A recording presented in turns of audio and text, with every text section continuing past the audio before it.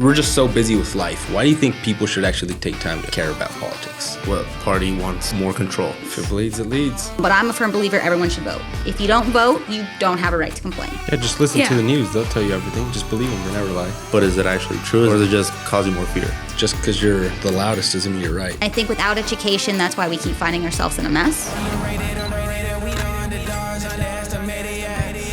What's up, guys? Welcome back to the Totem Podcast. Of course, I am your host, Monico Carrillo, and remember that an act of rebellion is to question. Here we got Eric.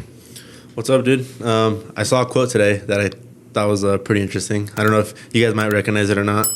Let's hear it. But it's the scariest words to hear is that I'm from the government and I'm here to help, by Ronald Reagan.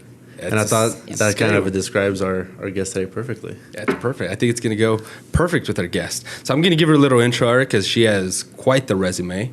So she's the former chairman of Morgan County, Colorado Republicans. She's a former legislative aide at Colorado State Senate, former class 14 at Colorado Ag Leadership Program.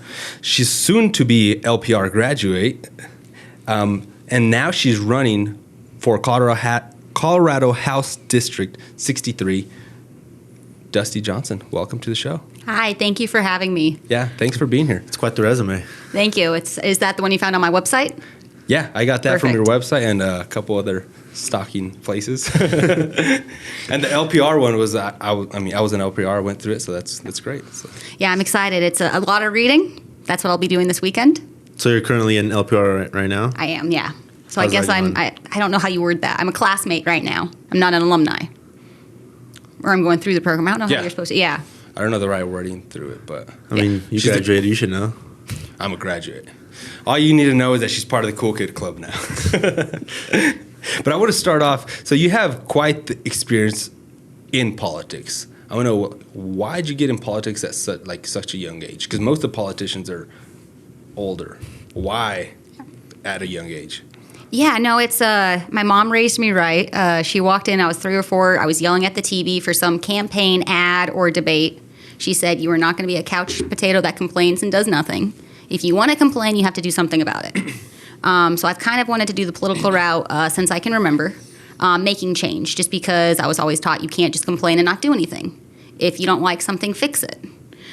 So politics was a way to better advocate for all my friends and community, depending on what that community was when I grew up. It could have been for the student athletes when I was in student government in high school. It could have been for student government when I created the Republican Club with a few friends at my college. And then as I get, into the adult world, it's these sectors in the economy that affects us, like agriculture or, the education system. And just wanting to be a voice, very much of the if you can't do it, teach it or advocate for it. So politics was kind of my avenue. I wasn't blessed to be born on a farm. We had a hobby production for goats, but I didn't have a huge, brand behind my name. I didn't have a huge production. So I wanted to advocate for it. Farmers and ranchers do what they do best, and that's with their livestock or in the field. But they're not at the table of discussion of policies that affect them.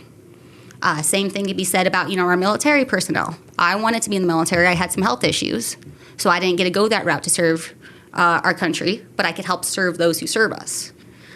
Didn't have a business, but business people are so good at what they're doing. Again, they're not at the table. So really thinking that I have all these interests that I've wanted to help people with, and I love communicating with people. I like to travel where people are at. I like to listen. I have 2 ears and 1 mouth. I will listen and take notes all day. Most of the people who know me say I was that nerd that would overtake notes because I want to make sure I'm hearing what I'm being told. And then I can go and actually advocate for that at the Capitol while other people do what they do best and actually live their lives. That's awesome. So you're kind of just not like in the political world, but like you've heard of it since you were younger, like with your parents and stuff. Were they kind of involved a little bit with it, or is it just kind of like playing on TV, and that's kind of how you came to know about the stuff going on, like the news and all that stuff? Yeah, so grew up with a single mom. She was in education. She knew the regulations that had to go forth in her industry. Education being in special education. Education and special education. But she also was a manager before that with some different groups, and she knew public relations. So she got to travel and meet a lot of different people in industries, and so she'd kind of hear how they were disgruntled. She herself never went for an actual leadership role in government, but she knew enough that the regulations were hurting common sense ideas. So I kind of listened to her as we listened to, advertisements, different articles coming out. Back then, it mostly was newspapers and radios and TVs, and now I guess it's podcasts, some radio, music, Facebook, everything, different, but it's the same messaging of these are what are affecting us. My grandparents would talk about it too, but they were never in it. But I was growing up with everyone who was they were involved enough to know it wasn't right. They were involved enough to know how it was affecting them. But that was about the end of it. So I was like, well, I know what's affecting you, but what are we going to do about it? That's the interesting. biggest problem, though. Yeah. Just that disconnect. Like, everybody wants to complain about, the new policies and all that stuff, but people don't want to do the research enough to know really what's going on, who's, advocating for certain stuff, who's pushing certain stuff, and then to actually do something about it. Yeah. And I want to touch a little bit, you said from a young age, the things your mom would instill in you, like pretty much don't be a victim, take responsibility, and do something about it. Yep. And I think that's very important, and I don't think that's really, happening nowadays. A lot of, now you're in the political sector. I think a lot of people are now just waiting on the government to do something for them.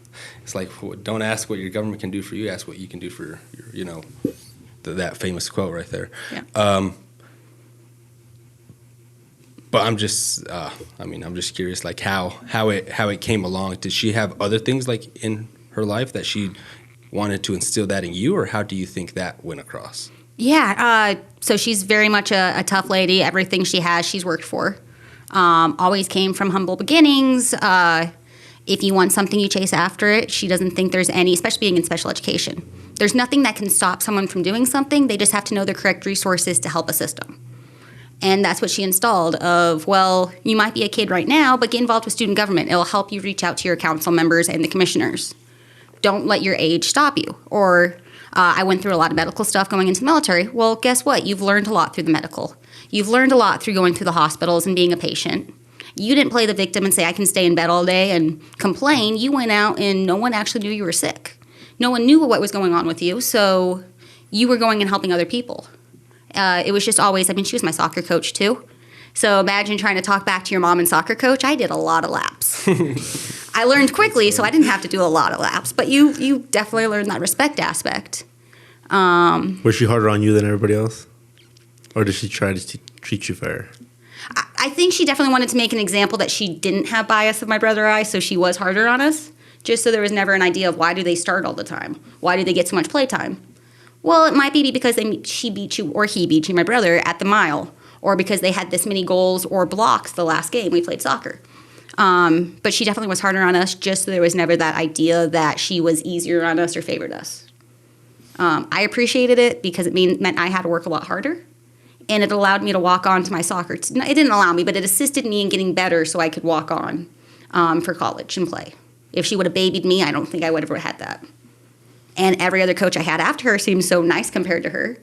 So I was like, yeah. This is the norm. This is the norm. I'm used to being yelled at. That's funny. I'm curious to know, why do you think people should care about politics? Because sometimes we go through life, we're so busy just doing we just got out of work, we have to go home, make dinner, we're just so busy with life. Why do you think people should actually take time to care about politics? So I think there's a huge disconnect between politics, policy. They're both politics, but some become campaigns, some become regulations. Politics, at the end of the day, affects everything. It affects your property values, like we just saw this last session. It affects how you operate your business. It affects how you do copyrights for this podcast or how you can get it on the air. It affects your pricing at the market when we had that huge egg soar because we had the extra regulations on the poultry industry. It affects your bottom dollar no matter where you're at, what you do. You can run away. Yeah. How does it affect it? I might understand, but just for other people too. How does it affect it? It affects. We see this the whole plastic ban. It affects it where people now not this year. Now we're 2024. In 2023, they had to pay extra money for plastic to bag their groceries. Now they don't even have that option. You have to bring your own bags. So that's one aspect. It hinders it. It affects your pocketbook because if it says you have to add in so many labels or so much promotion aspects for the products you're eating on the shelf, those labels cost money. To get those certifications cost money. If you have to hit a certain minimum wage, business owners have to reflect, okay, we're paying our employees more, but we still have the same budget. Now we have less employees. Or do you have to put so many labels on things just to make people aware? Well, that costs money. Like with like the plastic ban here saying like, oh yeah, sounds good. Yeah, let's get rid of plastic. Oh, I have to bring my own bags to the store now. Oh, so it makes it more convenient for me. But in hindsight, it was like, oh, it was a good idea. Yeah. And it still might be. It's just like it takes, I guess, the convenience out of it for you because then you have to just remember to bring your bags to the store. Yeah. That one honestly doesn't make sense because you're still using the plastic bags to get your vegetables. You're still seeing all your produce wrapped in plastic. There's still plastic everywhere. You just don't have the plastic bags to put the plastic wrapped items in. There's a plastic, like the see-through bags that have peppers and they have like the oranges in them already. And dude, like there's wasted plastic. It doesn't need to even be there, and it's on there. Yeah. There's some that I've seen. They get like an orange, and then they peel it, and then they put it in a plastic container, and then they sell it. It's like just sell the orange with the peel, and you don't need that plastic. But I'm curious. Those issues in specifically. Are they more like government push or like different parties, different political parties that push them, or how does that go? I mean, for both of you, I don't know how that... Yeah, so it's, you do have party politics, whether that's Republicans or Democrats pushing certain agendas, but the way they push those agendas are one of two ways. Talking on a state level, because that's the office I'm running for at the state level, is it goes through the legislative body on which policies they want to come through from bills, and that tends to be led by the parties. Typically, there could be bipartisan support on these things, but they introduce the topic that affects their communities. Their communities could be very, leaning right, leaning left, or independent, but that's how that member was elected. That's the principles they're now running on. Right now in the state, we are heavily in, so the Democrats have the majority of both the Senate and the House, and the governor administration is also Democrat. So they have the votes to do the policies they want to do with little feedback from the Republicans because they're outnumbered. So for the policy aspect right now in Colorado, they're all Democrat leading. There are ballot initiatives also that could be brought forth by special interest groups. Those special interest groups could be Democrat leading, Republican leaning, and then it depends on how they're messaged before you vote on them at the November ballot. And then those also become statutes and regulations depending if the people vote on them. If that makes sense. It almost feels like, I don't know, you can correct me if I'm wrong, but it almost feels like at the state level, it's more just about like the policies and what's going on. And then it feels like at the federal level, it's more just like the parties. What party wants more control? Because I don't think it's about like the right policies. It's more about them having control. Yeah, no, and it's definitely, there's definitely more overreach at the federal level than the state level on that, and they're more partisan because that's how you get the media's attention. Politics isn't attractive until you get the media. And now you have the hot topics, and honestly, those hot topics probably only are like 3-6% of the interest of Americans, but they're the fun stories to tell. Or they're not fun per se, they could be sad, but they're the ones that trigger the emotions. If it bleeds, it leads. Yep, exactly. That's where it's at. Yeah. Do you think more people should be like involved in politics? Like more people just like aware of what's going on or not? Because like the way like that I grew up, at least, probably both of us too, but it was, we grew up on a ranch. My dad had like his own business. So we just went to school, coming out of school, went to work, either with the business or on the ranch, do both. And we kind of just like stayed in our circle and just worried about like ourselves and what's going on. And we didn't know what was going on like political wise or whatever. And it feels now that like people are getting more aware of what's going on. People are, I don't know if it's more just uneasy with what's going on. People aren't like, some people are more upset of what's going on. Some people are happier about what's going on. But it's like affecting their mood when they don't have as much control over it. Than when you just like stay out of it and just worry about yourself and go and just work on you and what you're doing. Simple answer, I think everyone should be involved. Now, is that involvement scary or difficult or time-consuming? No. Everyone has if you're a citizen here in America, you have the civic duty and the right and almost the expectation you're going to vote. How you vote matters. That's who's going to represent you, your voice at the Capitol, whether that's the state or the federal, or it's going to affect what ballot initiative passes into law. Everyone, that depending on how much effort you want to put into it, which I think you should know what you're voting on, you should educate yourself. But I'm a firm believer everyone should vote. If you don't vote, you don't have a right to complain. Kind of like my mom raised me, okay, you might not have won, but you tried, you got your voice in there. I think at a bottom line, everyone should be encouraged to register to vote and vote at the bare minimum. Now you can get involved with community boards, you can get involved by testifying on bills at both the federal and the state level. You can get involved by reaching out to your commissioners at the local level, your local officials. You can reach out to your state representative, your state senator, if there's a specific issue that really is bugging you, and just say, this is my voice, this is what I want you to do. They'll take that how they want, but you're reaching out and at least trying to have a voice. That could be a quick 3-minute phone call, and you go on with the rest of your day. Or it could be you drive up to the Capitol and actually offer testimony. You get 2 minutes to speak, but you might be there half a day waiting for your turn to talk. There are so many levels that people get involved. And just voting in general. Your ballot's mailed to you. You can fill it out, turn it back into one of the ballot boxes. You can mail it back. You can take it in person. And that takes a few minutes out of your day, out of the year. But you're still involved and you're still trying to be active, which gets us back to the point that government's supposed to be of the people, for the people, not the government saying, I'm from the government and I'm here to help. You elected me, you're never going to see me again. Is there like a simple way for people to kind of just like be able to check in on what's going on, because I know like for like when they have like elections, they have like the ballots, they have at least out here they have like the pamphlets that explain about like each amendment or each like whatever it's going like into like up for a vote.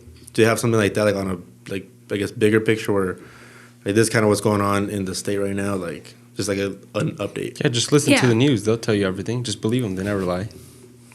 That's your news right there, no? Right, and that's what we're told. They're but telling you what's going on. But I mean, I mean, sarcastic. Don't listen to the freaking news. but that's what I'm getting at. Like, it's easy to just like flip on the channel, the news. I mean, and just see what's going on there and believe what's going on there. But is it actually true? Is the information that they're putting on there actually relevant to the people here and actually helping us, or is it just causing more fear? No, and I definitely think it's and this definitely needs to be something we get out to the public better. As a former chair member, I would help organize ballot nights. I would bring in a respective member of the community that could say both sides of the ballot. Let's say we're talking about Proposition A, just making a number up, but that person would tell you the pros, why you should vote for it, and then tell you the cons, why you shouldn't vote for it. They stay neutral and give you both sides, and then allow for questions from the audience. That blue book is pretty confusing. I work a lot in policy analysis, and it confuses me the way they write it. I don't know how we expect voters to understand that. Why do you think they make it like that? Do you think they did? Do you think it's on purpose to kind of pass what they want to get passed? I think so. It's we've had bills in the past asking for more transparent, more layman terms, straight to the point. What is a initiative going to do? Those never pass. Now they can use whatever fluff words they want to use to sell their point. And oftentimes those words are very misleading. And so it is hard to listen to the media. It's hard to listen to the news because you listen to one ad about Proposition A, and it says this way, but the other ad that you just listened to is the opposite. You read the blue book, you have no idea what that means. Mm-hmm. We definitely need to come together as a community, and that's something we need to make more vocal, more active. These are public events. Come talk to this individual. You don't like this individual? The other county next to us is doing the same event with someone else. Go to both of them if you have time.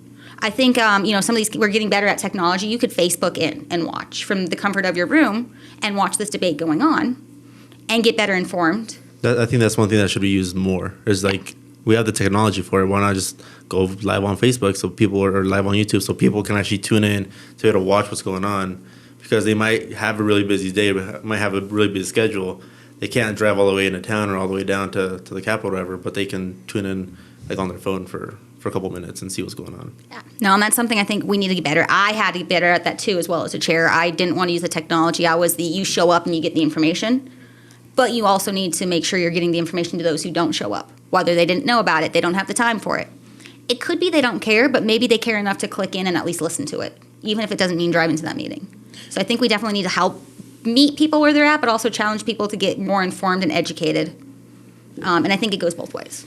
I think it's very important to have someone, per se, like you, running for this position that you're actually most of the people that get elected in office, they collect the sale pretty much. They get elected and they're gone. You don't see them no more. And they're making most of the people, correct me if I'm wrong on this, they're like in a position of power over there, and they don't go back to see what the people are actually wanting. They just stay there and they're just doing their thing, just passing different laws, different propositions for their own benefit, not really listening back to where they're from. The people who actually elected them into that position. Yeah. So I think they get disconnected. And I think that's probably very important, like for you, because you grew up in the area, so you know what works, what kind of doesn't work, what needs changed. What are some of those things that you think would need changed here?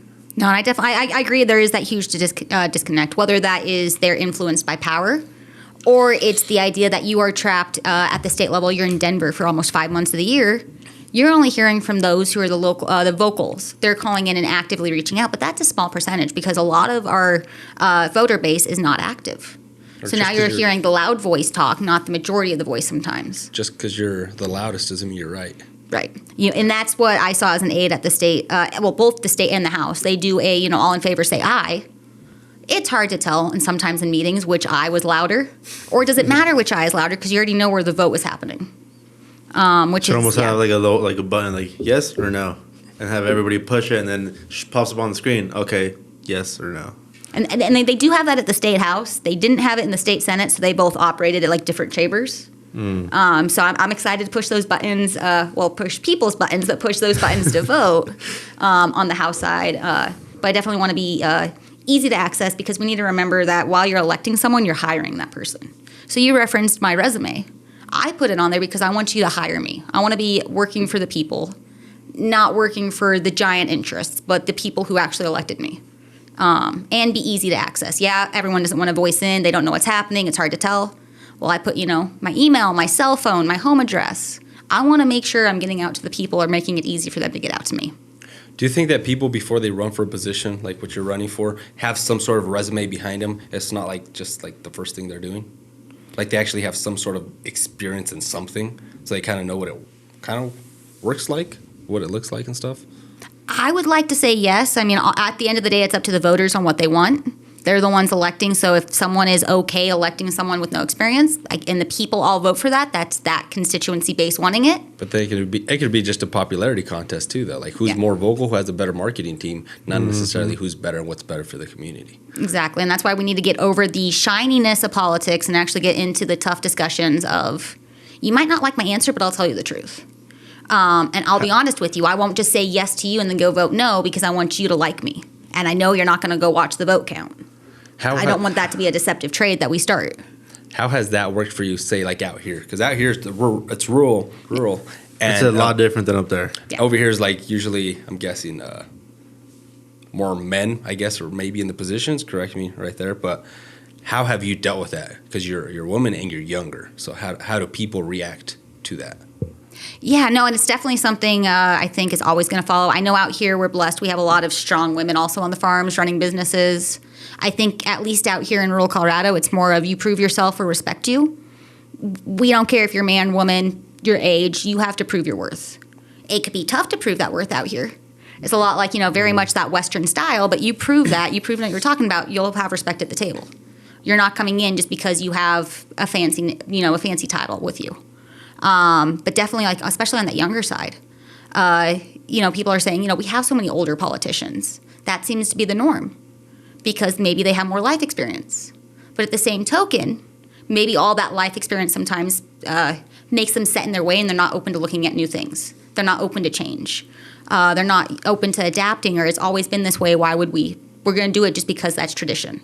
I am younger. I have I have the energy. I have the bandwidth to come out and visit people. I have a huge district. We have a huge district. Tons of miles, 6 counties plus a portions of Weld.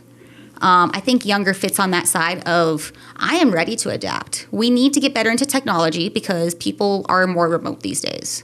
We need someone who can do the hours and do the time commitments of coming back out here. Nothing against, experience, nothing against age. I think we need a balance of both. We shouldn't ever have a group that's all young. We shouldn't have a group that's all old. We need a good mixture to better get a representation of what we're representing here in Colorado. Yeah, I think it's even with us with like in business, it's the same thing.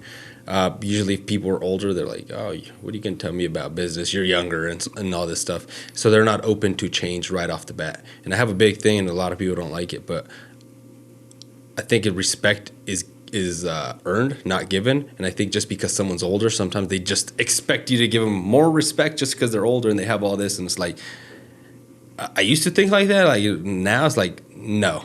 Like, not just because you're older. You no, I don't give a fuck how old you are. Like, it doesn't matter. That doesn't care to me. That doesn't matter to me because say you do have more experience. Okay, if you have more experience, you were once the young buck that came through. So it's like, so why do you want to change now? Is it an ego thing that you don't want to feel like you're getting weeded out? Is it one of those things or what is it? You know, those are always interesting conversations. Especially like when we started out too. We were obviously like on the younger side than other people like in the industry, so people didn't listen to us either until you start being consistent with what you're saying and start putting yourself out there and start kind of just proving yourself. And then once you do that, then they're like, oh, okay, you actually do know what you're talking about, Yeah. and you build up that credibility. And I imagine it's like the same thing for you. Like people are like, oh, she might not know what she's talking about, but then they see you like out at all these like different events, like putting yourself out there. Then they're like, oh, wait, she actually does. Like, let me actually give her a chance. No, exactly. And I don't know how it works in the media industry. I'm blessed that I'm going to have a whole bunch of stakeholders, a whole bunch of people I can reach out to for expertise because I want to be the voice of a ton of people. I know just enough to ask questions or push the buttons on topics, but I am not the expert in any of these topics. But I know the community members who are. So I'm blessed that regardless of age, I have the connections, I know people that I can ask for their experience. I can ask for their expertise, their insight. On the media side, I don't know if you have that. You probably have feedback with like buttons and heart buttons and comments like that. Oh, we push. I know how to push buttons. I know how to piss the people off real fast. Exactly. But I mean, and you need the both. I think also though, you need to be humble. We're all humans. We're all going to make mistakes. How do you handle that mistake? Yes, I'm young. I might not know everything I'm coming into, but I'll own up to what I mistake on and I'll fix it. And I think we need both sides, whether you're older and you're too afraid to admit that mistake because you've been there so long and you're veteraned in, or if you're younger and you don't want to look like you're incompetent because of age. I think everyone across the age spectrum needs to be able to say, hey, I'm human. Give me advice when I need it. Give me criticism when I need it. And I will always be honest with you. Yes, I messed up there. Yes, I made that mistake. Or I really thought in my mindset right then it was good, but now I see in hindsight.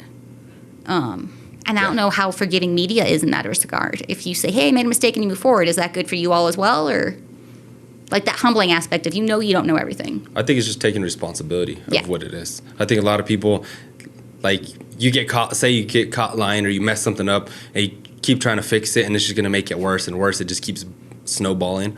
I think you just have to kind of own up to it if you didn't do something right or if you said you were going to do something for them, like you got to come through for them. And a lot of times it's like different strategies. Like, okay, we tried this strategy, didn't work that well. Let's pivot, own up to it. Like, yeah, it didn't work that well. Pivot, try something else, and just kind of experimenting a little bit like that to see because what works for someone is not gonna for sure work for somebody else. Yeah, marketing is always changing, and that's a big thing that people would just want to have just one plan, and then that's it. It's like it doesn't work that way. You gotta always kind of be evolving. You gotta be innovating because there's new things. Running your business, for example, we're just rolled into 2024. The same marketing plan you had for 2023 is not going to work for 2024 because the things, like we said, policies might change, other things might change. Like now, if you had your budget say for this, now you can't use bags no more for groceries. If you're a grocery store, now you got to adjust how you're marketing different stuff or where you're spending is, and expenses and stuff. I'm curious to know, get your perspective on what do you think is more powerful in running a campaign?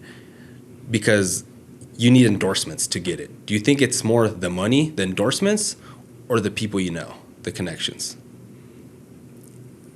I think the connections definitely for the people you're representing. Now, does that connection carry well of they tell a story that I've worked with them? Do they give me an endorsement or an investment? I want do you invest in me because I'm going to be your hire instead of a donation? Invest in me, or are you going to endorse me because you know my track record? I think everything is needed at some extent. I mean, nothing's free, As much as I want to say, I would love just to have the endorsements, and I love endorsements, and that's the main thing. I need to also worry about the donations, the investments for the miles to get places. But that all comes back to the center fold of why a campaign should be campaigning, why an individual should want to run for this position, and that's the people. And recognizing people and their bandwidth are different. Maybe they're a social warrior and they like all your posts, and you have their support that way. Maybe they have a good name recognition out in the community, but they have a retirement fund that they can't tap into. An endorsement is amazing. Maybe, they do have those funds and they're blessed in that, but they don't want to be on the radar. The back funds are great. Maybe they have a venue at their business that I could just come and have a meeting at. Or they know of something happening in the community and they can update me because I don't have eyes. I want to have eyes and ears everywhere. But there's one of me and there's thousands of constituents. So I really think at the end of the day, it's meeting the constituents where they're at, and hopefully they support me in one way or another, but there's multiple ways to do that. So it's not I don't want to offset one. Yeah, I don't want to offset one saying you're not important as this aspect. It's what everyone has a different thing that they can bring to the table, and all of those come together to make a great campaign. I think it's the same for business too. I tell Eric too. I think it's just you have to know the right people, not necessarily you having $1 million of funding to do this. But if you don't know anybody, you're just going to blow that money. I think it's knowing the right people that will get connected.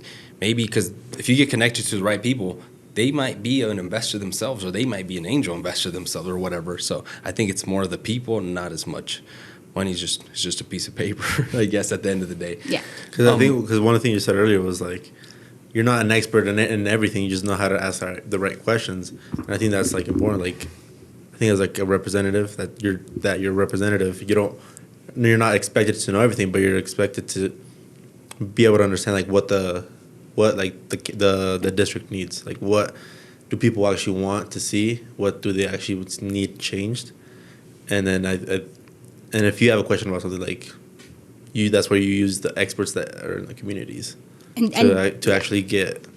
It's a good plug. Right, ask the right questions, Eric. An actor button is to question. That's our motto on the podcast. Oh, is it? Yep. Yeah, because you question something, you like that. I guess that could be like a button. You push that button, ask them a question, then they don't like it. It's I'm just asking a question. Why do you get all mad? Yeah. But and having that, hopefully having the civil discourse. I think also, we mentioned supporters, knowing the connections. I think it's also good to know people you can trust who are leaders in their industry. They might not agree with you, but they'll give you a different perspective. Nobody's going to agree with somebody 100% of the time. No community is going to come to 100% together and agree on everything. I think you also need to make sure you're having everyone at the table, even those who might not be a supporter, those who don't agree with you, because it makes sure it checks your premise a little bit. Yeah. So what would you say are the, top things you're running? What are they? Yeah, so they say 3. Again, I'm a button pusher. I'm kind of doing 4. I'm running on advocating for agriculture, supporting our rural communities, having smart water planning, and then a transparent reform of healthcare. Which ones were they again? Sorry. It was the agriculture? Water, rural communities, yes, okay. And then healthcare. Is there a specific one, say healthcare, that you think you would want? I guess because healthcare is huge. Is it huge? Is there something specific in healthcare that you want to see changed or addressed or something? Yeah, no. So for healthcare, I want to definitely see an accountability on all aspects. As patients, you are expected to pay for your bills upfront, or have a payment plan, and you're sent to a auditor, a tax collector. And so, but there's no accountability on the insurance or the hospital end on when their deadline is to give those bills to the patient. I keep referencing, I've had a lot of medical in my past. I had a rare disease that was very aggressive in my knee, PVNS, and it ended up eating away at all my knee and my ligaments. Ended up doing 1.5 years of chemo, over 7 surgeries, and I now have a total knee replacement. I've been 2 years tumor-free. Congratulations on that. Thank you. Yeah, but I've been having bills come back from 4 years ago. And I was like, why? You can't blame someone for having medical debt, but you can help them better plan with that debt and then have a strong financial future with that. I'm worried that, yes, I'm cleared out now, but there's no stopping them from coming back in a year saying, oh, wait, we forgot this. You now owe us another couple $1,000s. And there are so many stories of we were cleared for whatever it was, labor, car wreck. 6 years later, they're getting a bill. There needs to be a time limit. If there's a time limit for patients to have to pay up front or set a payment plan, There should be a time limit on when insurance and hospitals can come back and bill the patient. It's like if you say you go to the grocery store and you get this, you paid, and they're like, oh yeah, You'll get it next week. Yeah, we're gonna charge you rent for that cart you used. We never charged you. Now you owe us $5, $50. You know, it's something like that. Like they're just coming back and charging, and it's crazy. How do you feel about like, you know, the insurance for all kind of things? Like everyone should have insurance. What are your thoughts on that stuff? I think that's what hurt our insurance industry, to be honest. I think we need that free market principle. Understanding that if you don't have insurance, you're going to have to pay a higher upfront cost when you go to a clinic. But understanding that it's not 3 insurances that can rule all of the state and you have to pick from one of these 3. There's no other options. I think we need those other ideas, whether you're in one of those group payment plans, whether you do have insurance, whether you're okay just saving up for a rainy day and you're blessed to have, you know, like $10,000 in your bank that you're just ready to spend anytime you need it. But I think that should be up to the people, and that kind of keeps insurance in check. If they know they have competitors that people are looking at for insurance, now they want to be more incentivizing. They want to be more inviting. So like having a free market, is it pretty much definitely a free market, because if you only have a one insurance for all kind of policy, there's no market base for the insurance. It's not going to cover anyone, and they don't have any competitive drive. Why do they have to provide better pricing? Why do they have to provide better service if they're the only one on the market? What do you think about the health care? Like everyone has free health care, like from the government. Because I think that's one of the biggest things that like money goes to, like that stuff. Right. And I don't think that's the government's responsibility to cover health care, to be honest. I think that should be in the private sector, up to the individual. It really isn't fair if you have someone who's been healthy 100% all their life, never had issues, and they're charging someone for my chemo. That's my health. Yes, it stunk. I had debt. But that's on me, and I should learn to be accountable for myself. It wasn't my choice. That's hard when that happens. But at the same token, I don't want to blame my neighbor who never had any health issues. Why is he paying into the system that doesn't benefit him? And I'm paying a lower cost into something that over benefits me. The only problem that I see with that makes sense, perfect, cool. But the hospital charged like 300% or 300 times more than what they. If you see how much more they charge for stuff, they charge way more. So that's where it makes it. I think that's what, when the people are just like, why don't you give us like free healthcare? Because this thing that used to be, say, $100 at the hospital, they're saying it's $1,000 now or whatever, $3,000. So how am I supposed to pay that? I think that's where it's the. And definitely we're lacking in healthcare out in rural communities. You go to Denver, the metro area, they have urgent cares. They have 24-hour clinics that can compete with that primary care doctor. Out here, we have emergency care or no care at all. I mean, you have your primary doctors, but sometimes they're backlogged 6 to 8 weeks because we just don't have the staffing out here to keep up with it. Yeah. So I think it isn't a question of giving it free to everyone. I think it's making sure we have the resources we need in rural Colorado, so that way they can be competitive. If you're going in for a cold, that's a 24-hour clinic kind of thing. If you're going in for a heart pain, chest, issues, that's an ER. It could be, a heart attack. But if we give more resources and options to the people, now they can see, okay, is this life-threatening or is this inconvenient? I can get in the next 6 hours, probably wait for the lower cost aspect, as opposed to overflooding our, ER systems, which is why we have so much cost to begin with, because they can't turn people away. I'm not saying they should turn them away. You don't know what the issue is coming in. It could be life-threatening. But we need to give other alternatives and resources out here, so that's not the only answer. It could also be paired with, universal healthcare. Yes, everybody gets healthcare, but it's a basic thing.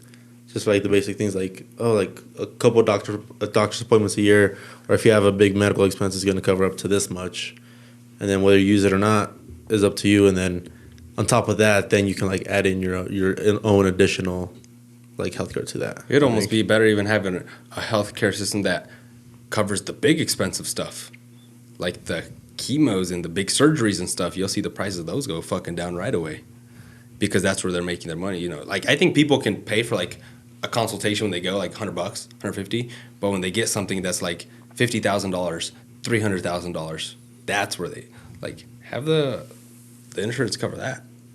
That's when you'll see the stuff change, I think. I don't think it. Maybe. I mean, I would push back on. I don't think it's really the small where you just pay $100 that people need healthcare for that. I think they needed the healthcare where they got surgery on, they got kidney stones and it was $1 million. And if they don't have insurance, what are you gonna do? Yeah. You're on debt for life on that. I mean, definitely. I just know. I mean, I've traveled to Belgium. I hear friends in Canada. Once you get to that social idea of healthcare, quality goes down. No, I'm not quantity goes up. I'm not saying like everything. I'm just saying like the expensive stuff. Not like everything, but I'm saying like the big stuff, because that's where you see. Well, if you're doing the base stuff, might as well just do everything. If you're doing the base stuff, might as well just cover like the cheap stuff too. It's because it's just. I mean, if you really want to go down some fucking rabbit holes, like if you see how much percentage, I think I've seen doctors for cancer, they make like 60% of their money they make from chemotherapy stuff. You can go check that out. So they make most of it from that. So that's what I'm saying. Like that stuff is so expensive, so they push it more. But, I mean, I may be wrong with it, but that's what they push. But for the hospital, instead of just charging the person, they're just going to charge the government. They might even charge them a little bit more because they're like, the government's going to pay for it. They're good. I'm going to get my money either way. So they're just going to for sure cover it. And I don't think there's going to be. But I think the government will bitch about it a little bit more once they have to pay it. I mean, the government is us. We're the taxpayers. But I'd also go back to Reagan's idea of 9 most terrifying words. We're the government. We're here to help. Healthcare should be a private issue, a private sector issue, not a government issue. Now you can let the free market decide, and these are issues. It's a demand. Let the free market fill on the supply aspect and figure out a program that works without the oversight and overreach of government. Government adds in administrative costs. They add in jobs just to create jobs. We leave something to the private sector. It's going to be more effective. It's going to be cheaper. It's probably going to be easier to get to the people. The issue why it hasn't happened already is because government wants to control insurance. They already have a huge thumb on the program.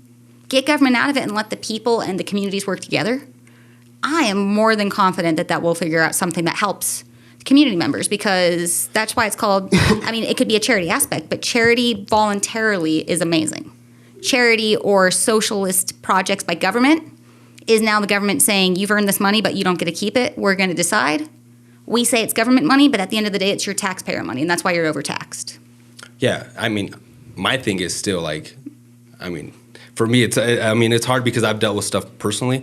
So it's, how is someone that makes $40,000 a year going to pay, say if you have, just go through it, chemotherapy, you got surgery or something, that's $1 million. When are you going to finish paying that? And that's why you said, like, yes, the insurance and the government, yeah, they're in bed together, so that's why it makes everything. But it crushes the person that's making $40,000, $50,000 a year, I think. But if it's covered by all, they're going to be in bed together more. So it's going to make it. The cost from the person technically is going to be like lifted off. But then there's still the hospital's still charging the same amount to the government. And yeah, then, I get it. And because then it's basically going to be like the tax dollars that are paying for that. So Yeah. I think the way to get the price down is to have, maybe like how she's saying, like have a free market, more competitiveness to force people to get cheaper like services. Or allow for different alternatives than insurance. We have cost-sharing groups that their whole section is, we're going to come to as a group of 50 people, 100 people, with the idea that we know 40% of these people are very healthy, but they're going to help offset the cost willingly to these other people in the group. The issue we have in Colorado with that is the state wants to come and say that's going to be regulated like insurance, when the reason that they created this cost-sharing group in the first place was to get away from the insurance model and allow for that coverage of voluntarily, let's help our community members in a way that puts it into a group sharing cost. Yeah, no, I get that. I'm just saying, I know it's a fucked up thing to kind of like settle and what makes sense. It's just hard when, say you don't have insurance and you go and they just do surgery on you. It was a life or death, and now you got $1 million to pay. When are you going to pay that when you make $40,000 a year? You're never going to pay that. Like, that's my point. Like, I'm just thinking about it from the person. But what's to stop the government from taxing you more to be able to pay for that healthcare for everybody? They're going to be left with no money left over for anything else. Can be just taxed so much already. It's a slippery slope for sure. It's a slippery slope for sure on both ends. Like, that's, I get what you guys are saying. Like, yeah, I agree with that. But I'm just saying, like, what happens to the consumer then? So it's like, what has to happen for there to be a solution? Like, yeah, it's free market, but then it's like, well, there has to be a wave. It's not going to happen like overnight. It's not going to happen within 5 years or 10 years. I think it would take even longer than that for it to kind of, I guess, balance out, you could say. Yeah. No, I think, I mean, we definitely, some healthcare became a business, I think is why at least the first step is making sure it's accountable for all parties. The insurance and the hospital and the patient are all accountable on when the bill is set, when the bill is paid. But now they can't add shares 5 years down the road that they never accounted for. In theory, if they can't keep adding costs, now they have to balance their budget and figure out what the costs are. Now we know what the playing field is. Now let's have transparency of costs. Let's move forward that way so there's accountability on the front. Slowly get government out of it and eventually let the private sector to come in and do that, free market value of insurance. It's going to be a lengthy road, but nothing that's worthwhile or that's going to do right is going to happen overnight. Yeah. Oh, yeah. I agree with that. Yeah. They shouldn't charge you less. And it's 100% a business. Because I almost cut my hand off a long time ago. And I go in there, my hand's almost off. I have stitches on my wrist. And the first thing they ask me is how are you going to pay? Do you have your insurance? That's the first thing they ask me. They don't care about you. It's a business. It's 100% a business. And sadly, that's what happens with it. But in short words, it's a fucked up system. It is. And it needs to be changed. And nothing discrediting on the nurses or the doctors who do amazing and want to help their patients. They're just so overly regulated, they have to follow a system. Yeah, no, we went down some. What about some rabbit holes there? In the agriculture, rural communities and the water? How do you want to improve or help those areas? Yeah, so for water, we are one of 2 headwater states. We have a water court system. And so we have a very complex structure on how we determine water rights. I think the biggest issue that we have in our state is education on what does that mean. What is intimate domain? Who has the privilege to water? Right now we're seeing a lot of our urban cousins saying they want more water for their recreational activities or for their lawns, and they think that population should be valued more than the water rights that we've already had sanctioned in our state. And so trying to figure out, why do we educating people? We have these, intimate domains, these water rights for a reason, and we have to educate the people on why we have this. Instead of saying, yeah, we see you have the people, but we have the production side.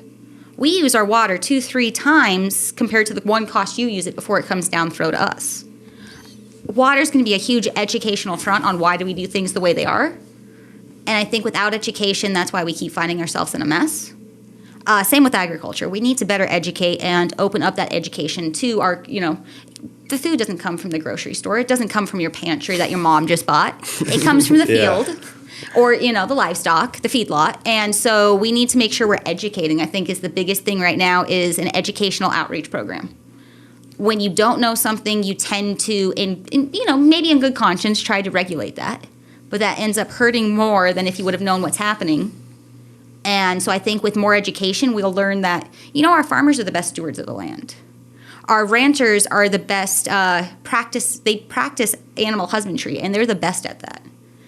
Livestock gets treated better than a lot of people because that's their livelihood. Yeah. They're living the high life. Especially the show pigs, the show cattle. Yeah, no, for sure. And so, I think it's the education front. We shouldn't be, I'm not coming in as a candidate saying I want to do more regulations on your life. I want to create more bills. I'm coming in saying let's reduce government. Let's reduce that overreach that they have.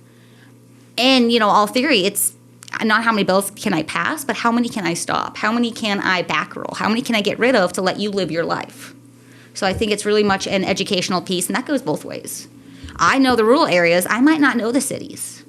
If I'm able to go and work with a lot of these members that I've built relations with as an aide and a member, now if I come in at a colleague level, let me tour your district, you tour mine.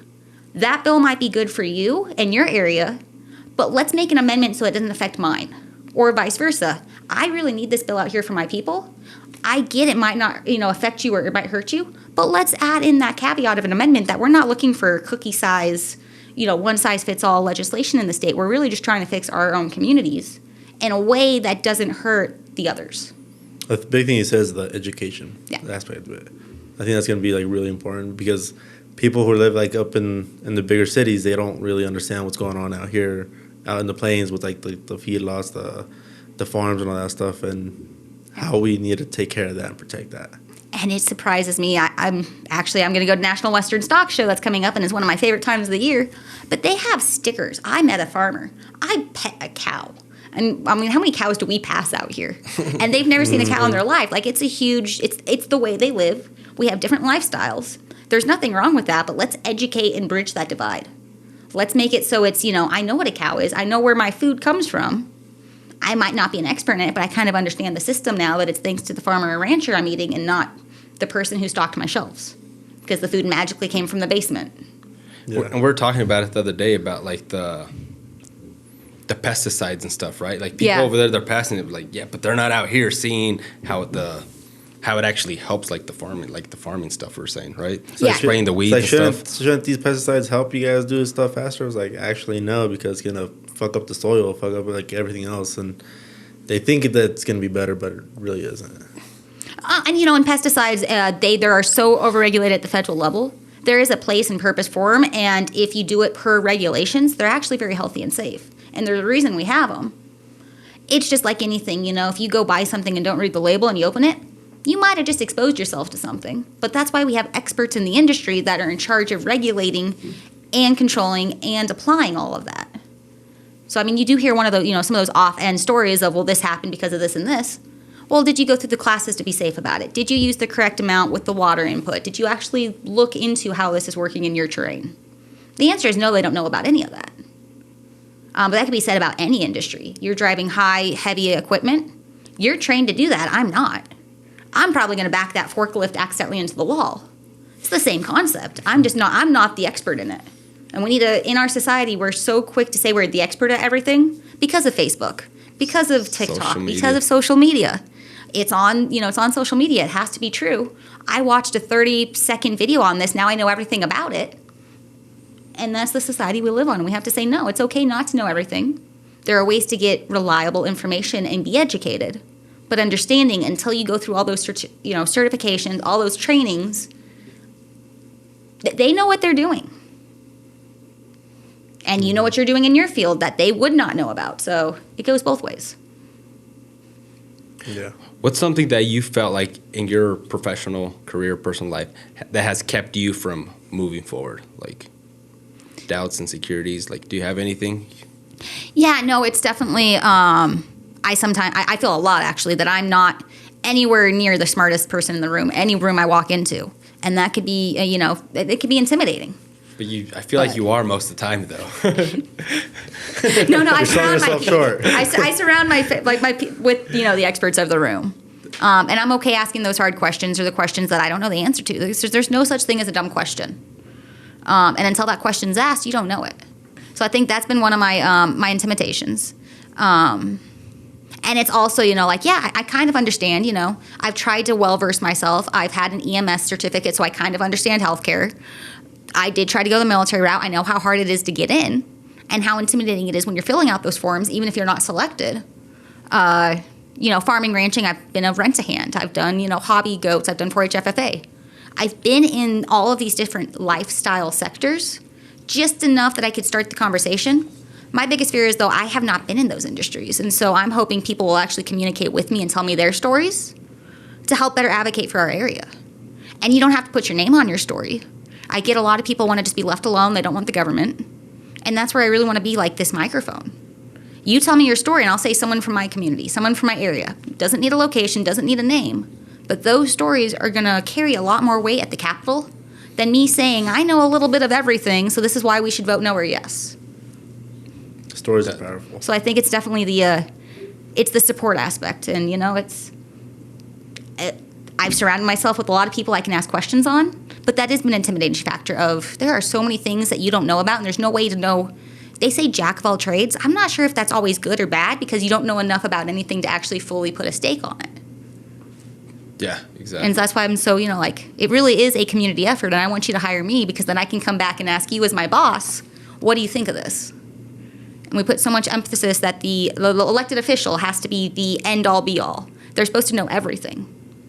No, they're supposed to be the connector, the networker to get to the information. And we just don't see that in today's age anymore. I like that. It has to be the connector between because I think once they get, people sometimes when they get in office, I think it's kind of like the ego thing, like you're saying, like, yeah. I know kind of everything, I know this, but it's interesting, like it's the connector. And I think, and in our society, I think it's okay to say, I don't know the answer, but I will get it for you. Instead of making something up or pivoting and doing the whole politician thing of, you asked me this, but I'm going to answer about this. So if people want to like get to know you a little bit more, on like your policies and stuff, where can they find you? Yeah, so they can find me a couple of ways. Go to Dusty for Colorado, FOR, so dustyforcolorado.com. Email me at dustyforcolorado@gmail.com. My personal cell phone is 970-370-1154. And let me know. I mean, I'm happy to drive. If there's meetings in your area, I really want to get out there. I want to be easy. Probably the reason I'm not there is because I didn't know about it. It's not because I didn't want to be there, but I didn't know about it. So let me come out to your areas. Help me get connected with the people I need to know about. Or call me, and I will answer. And if I don't, leave me a voicemail, and I'll get back with you. I really do want to be or an email, or visit my website and send a message. I'm also on Facebook, Dusty Johnson for Colorado, Twitter, Instagram, really trying to do all the avenues possible. I'm not a huge social media person that I've done it as an aid for other people, but realizing that's where we're leading in this generation. So I want to make sure I'm where people are at. I'm also going to be writing op-eds for papers for those who still want to do the hard copy paper and they don't want to do any social media. And if I've done a radio already, I'm doing a podcast. I really just want to make it easier for you to connect with me so I can get out to where you're at. That's awesome. Sell me the dream in 30 seconds why someone should vote for you. Because everybody is so good at what they do in their personal lives that that everyone doesn't have time to get to the table. Let me be the voice at the table so we're not neglected and forgotten about here in rural Colorado. Yes, I'm Republican, but ours should be for rural communities. And let me be that, connecting point from the plains to the dome. Boom. I like that. I like it. Ours for rural There you communities. go. We need to start using that one more. I know. You can have it. Guys, so you guys heard it. If you guys liked what she said, if you don't like, let us know. If we're gonna put all her links down below so people can connect with you with more information. And remember that an act of rebellion is to question. Thanks, guys.